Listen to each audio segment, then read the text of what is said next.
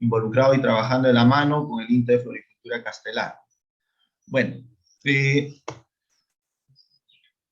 el Perú es un país megadiverso, como muchos de los otros países hermanos ¿no?, que antecedieron en la exposición, ¿no? Los estudios aquí en el Perú arrojan de los 117 zonas de vida que hay en el mundo, 84 lo tenemos aquí en el Perú.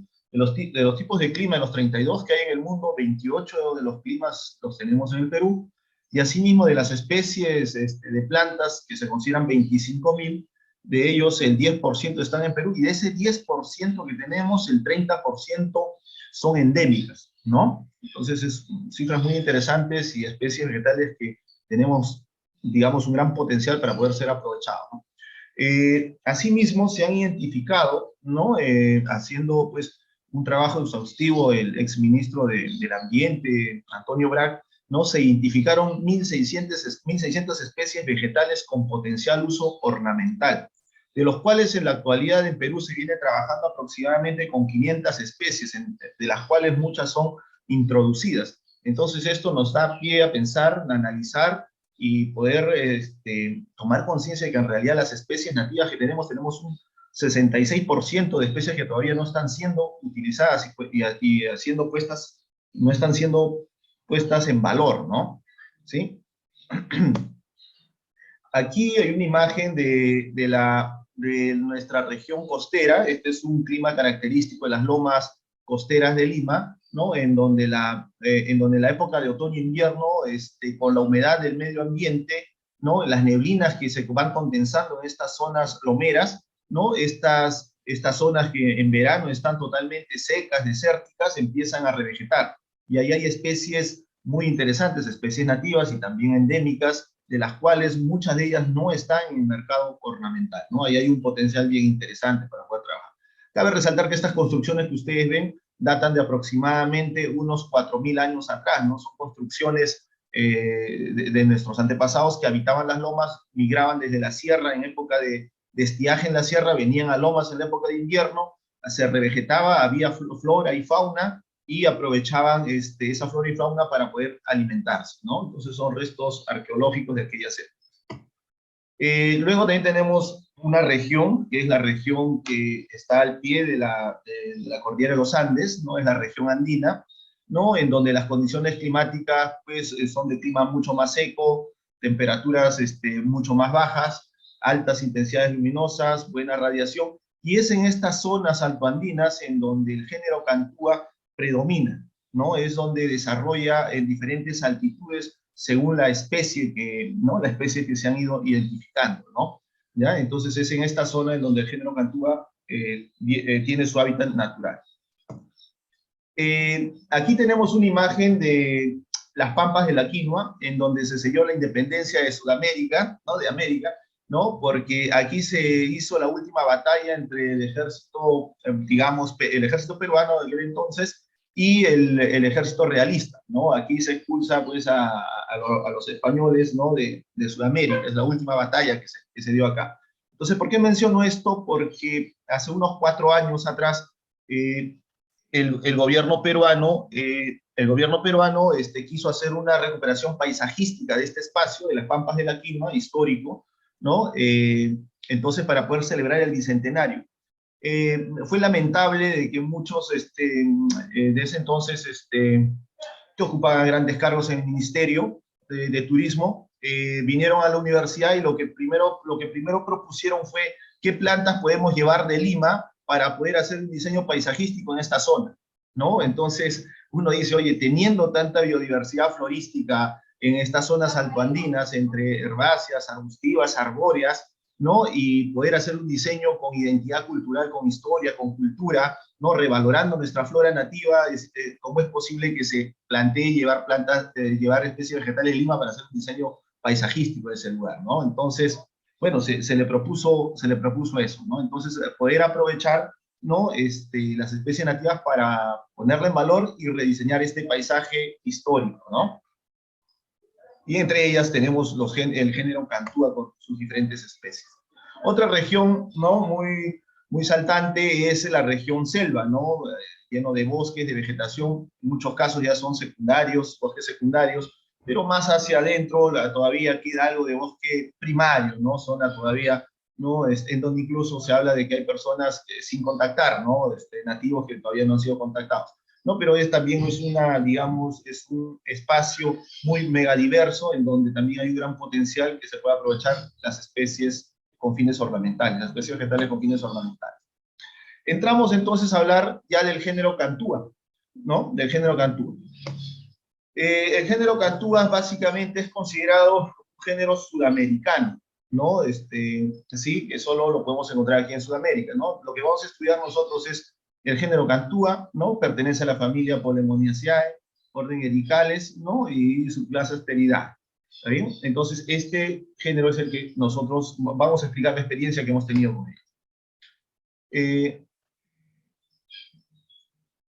Aquí tenemos el género Cantúa, ¿no? Es netamente sudamericano, ¿no? Entonces podemos encontrarlo distribuido entre los países, entre Ecuador, Perú y Bolivia, ¿no? Aquí hay trabajos que se han realizado y han encontrado aproximadamente 10 especies que están distribuidas en estos tres países.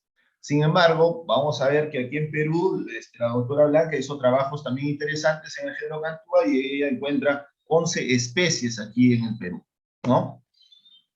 Bueno, del material que nosotros hemos colectado en los viajes a diversas regiones del país, ¿no? Hemos básicamente hecho la descripción botánica, ¿no? De las especies colectadas, como del género de la especie Cantúa buxifolia, Cantúa cuscoensis, Cantúa flexuosa y Cantúa bicolor, ¿no? Hasta el momento nosotros contamos en nuestro banco de germoplasma con esos cuatro especies, ¿no?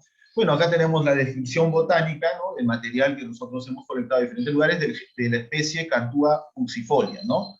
En realidad es un arbusto, la Cantúa buxifolia, ¿no? Que puede llegar hasta tamaños de 5 metros de altura, ¿no? El diámetro de la copa puede incluso abarcar 3, 4 metros de altura, pero hemos encontrado nosotros estos arbustos ya de más de 30, 40 años de edad, en donde vemos que la copa puede extenderse hasta 8 o 10 metros, ¿no? ¿Ya? Entonces, son, digamos, ejemplares de gran edad, ¿ya?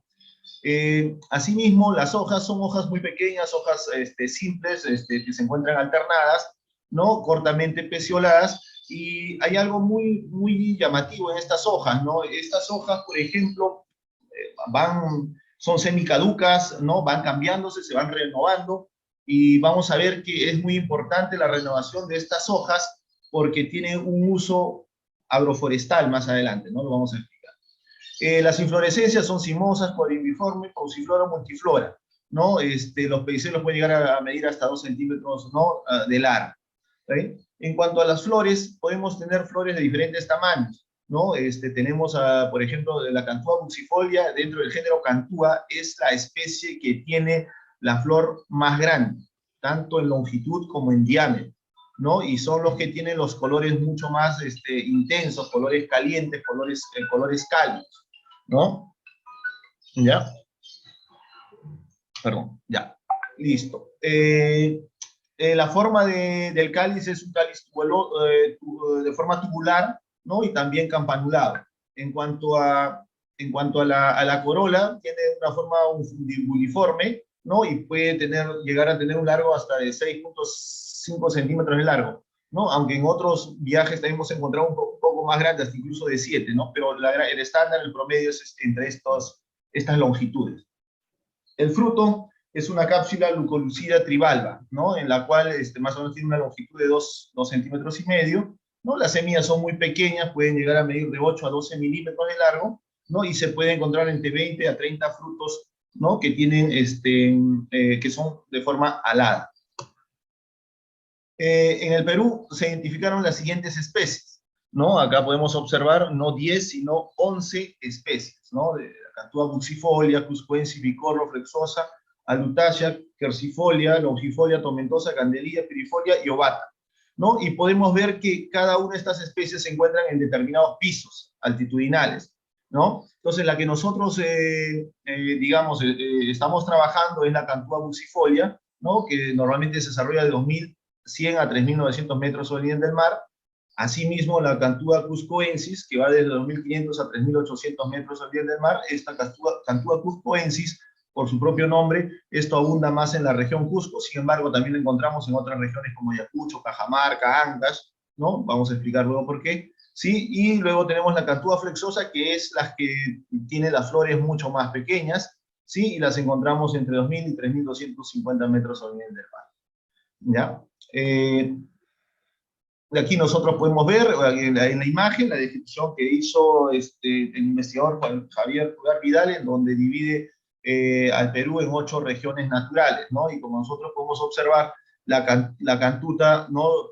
El género cantúa, ¿no? Como podemos observar, se encuentra de forma natural el más bajo, la más baja altitud, a 1.960 metros sobre el nivel del mar. Estamos hablando, ¿no? De la región Yunga, que es la sierra, ¿no? La sierra, digamos, la sierra de Lima, ¿no? La región Quechua, la región Suni, ¿no? Que básicamente en esas regiones naturales abundan el género cantúa, ¿ya?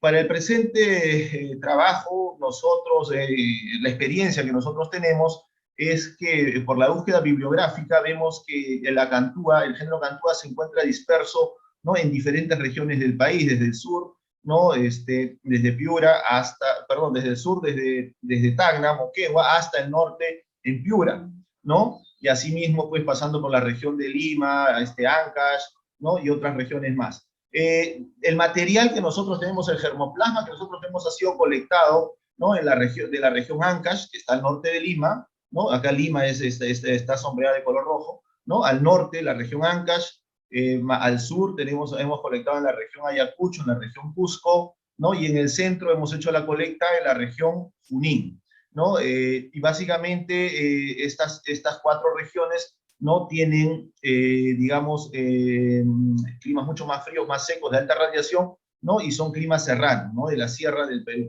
¿sí? Y nosotros nos encontramos haciendo el trabajo aquí en la costa, en la Universidad Agraria, ¿ya? Entonces aquí podemos observar, ¿no? Por ejemplo, la Cantúa candelilla, ¿no? Que lo podemos encontrar en las regiones de Ayacucho, Arequipa, ¿no? Cuscoensis, en Cusco, Junín, Apurímac, pero digamos, estos datos incluso todavía se tienen que actualizar porque hemos encontrado algunas especies en otras regiones también, ¿ya? Aquí podemos observar, ¿no? La diversidad de tamaño y colores que podemos encontrar en el género Cantúa, ¿no? Flores muy pequeñas, como es el caso acá a la izquierda de Cantúa flexuosa, que pueden llegar a tener tamaños de 1 centímetro, centímetro y medio, ¿sí? Y las flores de la Cantúa bicolor, aquí de color verde, amarillo y rojo, ¿no? Que pueden llegar a tener longitudes de unos 2 centímetros y medio a 3 centímetros, y así sucesivamente. Acá tenemos Cantúa cuscoensis, ¿no? Que es una flor también pequeña en comparación con la Cantúa buxifolia que vemos aquí al final. Aquí al final, a la derecha, que vemos totalmente la corola de color roja, ¿no? Esta es la Cantúa buxifolia. Esta acá, totalmente roja, acá a la derecha, donde estoy punteando, ¿no? Es la que tiene, la Cantúa buxifolia es la especie que tiene la mayor longitud, ¿no? de flor, ¿ya? Y también la de mayor diámetro, ¿no? Tiene colores mucho más intensos, calientes, cálidos, como les mencionaba, ¿no? Entonces, vemos aquí Cantúa flexosa al lado izquierdo, Cantúa bicolor, la que le sigue, rosado de flores pequeñas, Cantúa cuscoensis, ¿no? Y luego tenemos esta diversidad que son flores ya mucho más grandes, ¿no? De mayor diámetro, mayor longitud, y de colores variables. Todas estas pertenecen al género Cantúa buxifolia. No, perdón, a la especie Cantúa buxifolia. ¿Está bien? Bueno, aquí podemos ver algunas imágenes en donde en los restos arqueológicos incas, ¿no? Siempre se encuentra esta especie, ¿no? La Cantúa buxifolia. Y también dentro del género Cantúa, otras especies como las coensis también, pero la que predomina es la Cantúa buxifolia, ¿no? Entonces podemos ver aquí, en el lado izquierdo, en el templo de Coricancha, ¿no? Creciendo una Cantúa buxifolia, ¿no? En Genjo y en Ollantaytambo, de igual modo, siempre se encuentran estas plantas de cantuta, ¿no? Y aquí en la parte inferior, en restos arqueológicos, también en Cusco, en el templo de Tipón y en Pisac, también podemos ver, ¿no? El arbusto, la cantúa, manejado el tipo arbolito, ¿no? En estos restos arqueológicos. Asimismo, en algunos cerámicos, ¿no? Que datan de la época, pues, del Imperio Incaico, ¿no? Podemos encontrar algunas vasijas en donde también se encuentra retratada, ¿no? La cantuta. Entonces, esto demuestra la importancia que tenía este género, ¿no? Para este gran imperio, ¿no? Incaico. Asimismo, aquí también se encontró pues este tuco, ¿no? Que es en forma de un imperdible gigante que utilizaban pues en aquella época los incas para poder sujetar su vestimenta, ¿no? Entonces, y ahí lo vemos reflejado también la cantuta con sus floras de forma tubular, ¿no? El uso que tiene este género tiene un uso ornamental, ¿no? En todos los restos arqueológicos, ¿no? Lo demuestran así, ¿sí? Más por su belleza florística, ¿no? Porque es muy llamativa, ¿no? Flores muy hermosas, bastante floración, muy densa. El aspecto cultural, bueno, actualmente en las comunidades altoandinas, ¿no? Se utilizan estas flores para las diferentes festividades, ¿no? ¿Sí? Uso industrial, los incas en Telarguay, que es un resto arqueológico que se encuentra en Tarma, los incas tenían ahí toda la industria para teñir la tela, y entonces ahí utilizaban tanto los tallos como las hojas, las ramas, para poder teñir de color amarillo, ¿no? Digamos, las lanas, ¿no? De los orquídeos sudamericanos, ¿no? ¿Sí? Para poder tener ese color amarillo. ¿Sí? El uso agroforestal es una planta que tiene una raíz muy fasciculada, ¿no? Esta raíz se puede prolongar hasta 10 y 15 metros de longitud, ¿no? Y actúan como una malla. Entonces, los incas lo utilizaban en esas zonas de pendiente, ¿por qué? Porque también, ¿no? Tenía digamos, ese uso, ¿no? No solamente el uso ornamental, sino también de poder estabilizar estas zonas de pendientes donde ellos hacían sus terrazas, donde ellos hacían ¿no? Sus casas. ¿No? Entonces, Perdón, ese es Juan el Carlos, uso. cuando puedas ya empezar a redondear, porque Sí, ok, estamos medio ok, excedidos de listo. tiempo. Oh, Aquí tenemos pues una primera imagen del equipo del INTA que vino a hacer el fortalecimiento de capacidades aquí con nosotros, a trabajar de la mano con la universidad, ¿no? Bueno, acá tenemos el género Cantúa, ¿no? En los diferentes lugares, básicamente los restos arqueológicos incas donde se encontraron, ¿no? A diferentes altitudes, ¿no? Hasta los 3.400 metros sobre el nivel del mar, por ejemplo, esto es en la región Ancash. Y de esos trabajos, en esas regiones donde se colectó, ¿no? Se hizo pues el estudio de la fenología y vemos que tiene floración todo el año, pero dando énfasis en el mes de abril, mayo, junio y julio. En esas zonas, ¿por qué? Porque viene después de la época de lluvia, precipitación de enero, febrero, marzo, ¿no? Y tenemos una mayor floración en esa época. ¿Sí? Bueno, acá tenemos los primeros ejemplares que se trajeron, ¿no? Las primeras colectas, ¿sí? Y luego el día de hoy ya los tenemos de este tamaño, ¿no? Y ya tenemos muchas de ellas ya que son las plantas hijas ¿no? De estas plantas madres iniciales que se obtuvieron, ¿no? Entonces ya en nuestro banco de germoplasma ya tenemos material suficiente como para poder trabajar.